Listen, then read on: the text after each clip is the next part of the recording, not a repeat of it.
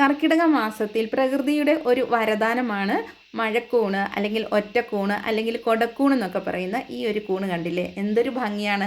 ഇത് നല്ല ടേസ്റ്റിയാണ്, ഹെൽത്തിയാണ് കേട്ടോ. ഇതിപ്പം കൂട്ടമായിട്ട് അങ്ങനെ നിൽക്കുന്നില്ല, ഒറ്റയായിട്ടുള്ള കൂണുകളാണ് കേട്ടോ. ഇത് ഒരു ദിവസം ചിലപ്പോൾ 1-2 കൂണൊക്കെ കിട്ടിയെന്ന് വരും. ഇത് കണ്ടോ, ഒരു നല്ലൊരു ഫ്രഷ് ആയിട്ടുള്ള ഒരു കൂണുണ്ട്. ഇതിന് ഒരുപാട് ചിലതൊക്കെ വളരെ ചെറുതായിരിക്കും, പക്ഷെ ചിലതൊക്കെ വലിയ ഒരു കൂണായിരിക്കും. ഒരു കൂണ് കിട്ടിയാൽ തന്നെ നമുക്ക് മതി കേട്ടോ. ഒരിങ്ങനെ വരട്ടി വെക്കാനൊക്കെ നല്ല ടേസ്റ്റാണ്. ഈ കൂണ് എല്ലാവർക്കും ഇഷ്ടപ്പെടും, കുട്ടികൾക്കും വലിയവർക്കും ഒക്കെ ഇഷ്ടപ്പെടും. ഈ ഒരു കൂണ് കിട്ടിയാൽ തന്നെ മതി നമുക്ക് ഈ കൂണിൻ്റെ ഒരു ടേസ്റ്റ്. അതായത് ഈ കൂൺ എന്ന് പറയുന്നത് മലപ്രദേശങ്ങളിൽ മാത്രമാണ് കേട്ടോ ഈ ഒരു ഭാഗ്യം കിട്ടുന്നത്. കാരണം നമുക്ക് മാത്രമേ ഇങ്ങനെ കിട്ടത്തുള്ളൂ. കാരണം എല്ലാ സ്ഥലത്തും ഈ കൂൺ ഉണ്ടാകില്ല. നമ്മുടെ ഈ ചവിട്ടൊക്കെ ഏൽക്കാത്ത സ്ഥലങ്ങളിൽ മാത്രമാണ് ഈ ഒരു കൂൺ ഉണ്ടാകുന്നത്. അതും ഈ കർക്കിടക മാസം തൊട്ട് ചിങ്ങം ഒരു 2ാം ആഴ്ച വരെയാണ് ഈ കൂൺ ഇങ്ങനെ ഉണ്ടാകുന്നത്. അതിങ്ങനെ ഒരു മഴയിടി എന്നൊക്കെ പറയുന്നത്, കൂണിടി എന്നൊക്കെ പറയുന്നത്, ചില സമയത്തൊരു ഇടി ഉണ്ടാകും. അപ്പം പലതരത്തിലുള്ള കൂണുകളുണ്ടാവും. ഒരുപാട് കൂണുണ്ടെങ്കിൽ നമുക്ക് ഭക്ഷ്യയോഗ്യമായിട്ട് 2-3 തരത്തിലുള്ള കൂണുകളല്ലേ ഉണ്ടാകുള്ളൂ. അതുപോലെ തന്നെ മറ്റുള്ള കൂണുകളൊക്കെ ഇനിയിപ്പം ഈ അരിക്കൂണ്, അതുപോലെ തന്നെ പെരിങ്കൂണ് എന്നൊക്കെ പറയുന്ന അതൊക്കെ കുറച്ച് കഴിഞ്ഞാലേ ഉണ്ടാവുള്ളൂ. പക്ഷേ ഈ കൊടക്കൂണ് ഈ കർക്കിടക മാസം ആദ്യം തന്നെ ഇങ്ങനെ സ്റ്റാർട്ട് ചെയ്യും കേട്ടോ. എന്തായാലും ഈ ഒരു കൂണ് നമ്മൾ വരട്ടാൻ തന്നെ തീരുമാനിച്ചു. നല്ല ടേസ്റ്റിയാണ്. ഇത് ഞങ്ങൾ നന്നായിട്ട് മഞ്ഞൾ വെള്ളത്തിലൊക്കെ ഇട്ട് റെഡിയാക്കി ഇവിടെ വെച്ചിട്ടുണ്ട്. കഷ്ണങ്ങളാക്കിയൊക്കെ റെഡിയാക്കിയിട്ടുണ്ട്. മഞ്ഞൾപ്പൊടിയിലൊക്കെ ഇട്ട് നന്നായിട്ട് കുറച്ച് നേരം വെച്ചിട്ട് നല്ല കഷ്ണങ്ങളാക്കിയിട്ടുണ്ട്. അതിൻ്റെ കാൽഭാഗം നമ്മൾ എടുത്തിട്ടില്ല, എടുക്കാം, അതിനും ഒരുപോലെ ടേസ്റ്റാണ്. പക്ഷേ ഇവിടെ അത് എടുത്തിട്ടില്ല. എന്നാലും ഇത് തന്നെ മതി നമുക്ക്. ഇതിൻ്റെ കൂടെ സവോളയൊക്കെ ഇട്ടിട്ടുണ്ടെങ്കിൽ തന്നെ ഒരു നല്ലൊരു നമുക്ക് ഉച്ചയ്ക്ക് കഴിക്കാനുള്ളതൊക്കെ ആയി.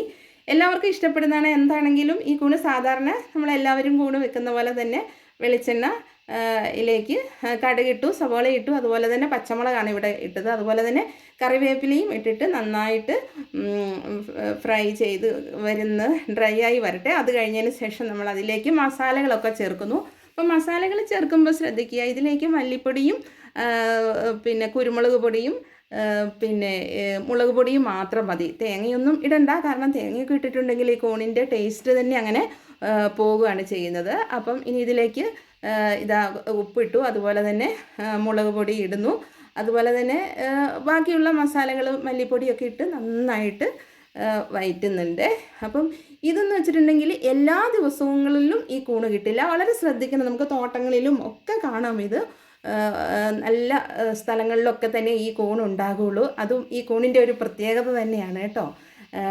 നമ്മളെ ഈ പിന്നെ ഒരുപാട് മരങ്ങളൊക്കെ ഉള്ള ചോലയുള്ള തോട്ടങ്ങളിലൊക്കെ ഇഷ്ടംപോലെ കാണും ഇത്. പക്ഷെ നമ്മൾ ശ്രദ്ധിക്കണം, ഈ കൂണ് പിന്നെ പൊട്ടി കഴിഞ്ഞിട്ടുണ്ടെങ്കിൽ അന്ന് പറിക്കണം, അല്ലെങ്കിൽ പിറ്റേ ദിവസം ആകുമ്പോഴത്തേക്കും ഇത് ചീഞ്ഞു പോകും. അപ്പോൾ ഈ കൂൺ ഉണ്ടാകുന്ന സ്ഥലങ്ങൾ തന്നെ ചിലവർക്കത് ഭയങ്കര വ്യക്തമാകും. കാരണം ഒരു വർഷം ഈ കൂൺ ഉണ്ടായിട്ടുണ്ടെങ്കിൽ അത് അടുത്ത വർഷവും അതേ സ്ഥലത്ത് തന്നെ ആ കൂൺ ഉണ്ടാകും. അതാണ് ഇതിൻ്റെ പ്രത്യേകത.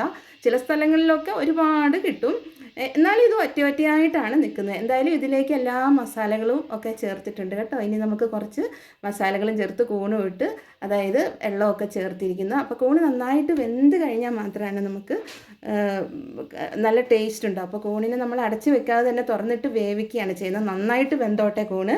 അപ്പോൾ നന്നായിട്ട് വേകുമ്പോഴാണ് ഇതിൻ്റെയൊക്കെ ഒരു ടേസ്റ്റ് ഉണ്ടാകുന്നത്. അതുപോലെ തന്നെ ഇത് ഫ്രൈ ചെയ്ത് എടുക്കാതെ തന്നെ നല്ല വെള്ളമൊക്കെ ഒഴിച്ചിട്ട് നന്നായിട്ട് വേവിച്ച് കഴിഞ്ഞതിന് ശേഷം ഇത് നല്ല ടേസ്റ്റോട് കൂടി നമുക്ക് കഴിക്കാം. അതുപോലെ തന്നെ അവസാനമാണ് നമ്മൾ കുരുമുളക് പൊടി ഇടുന്നത്.